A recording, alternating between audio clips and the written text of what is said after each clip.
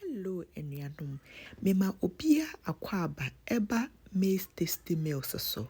Minim se nyame adom ti obia ho ye. Yes so, enne mepese meka twi na motse de make na se ye because recipe we de eye jijim eye gigam. Ti mepese me chire mu ane the brofo no sometimes ayana is not brofoing. Ti ma me chire mu e wo twi na me nana bi ti fia wate ase. Me wi a na ma try se me de brofo part no enso ebeba. Sometimes no ayana ye wo fia ye ni ha ye ni sika a ye de be kodwom akoto mackerel anase salmon.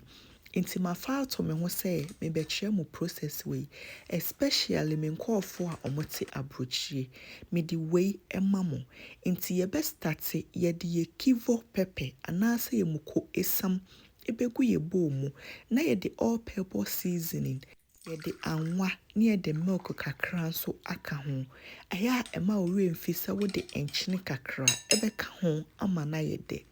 inti we ye fish na ya wash no ye hu nyina kama ana ya hohoro ho be mienu miensa inti we no me betwitwa mu miensa ubetimi atwa wodie mu se ne wo pebia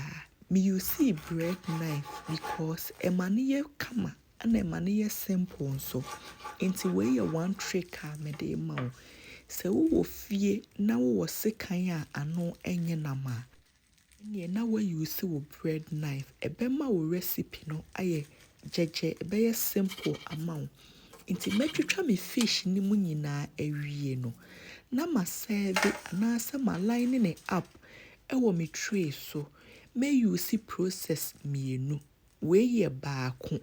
betimi align no na wo de wo liquid ingredients no ayeye so ana se ubetimi de fish no egu ingredients na uye yenim o liquid ingredients no na wo de adware no uria na wa hyehye egu tray ni so kama me aya me pese because se me di dware na ema ingredients no ekohyehye fish no baabia inti wo hwe se ne meye na wa follow process no inti we ye wie ye de kohye oven mu for 40 minutes at 150 degree inti after 40 minutes no ye salmon recipe no aye ready uhuni sen aye kama pa minua adenti na won try this recipe na wo meka sene eye enkyere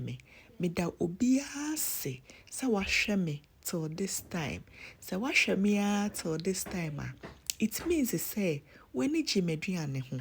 adan na unlike mame na won share na won comment uria na wako YouTube ako follow me enu anu no me di besi he ya and na remember to stay positive, believe in God. Till we meet again, bye. Subscribe on YouTube, like and comment. Medawo ase.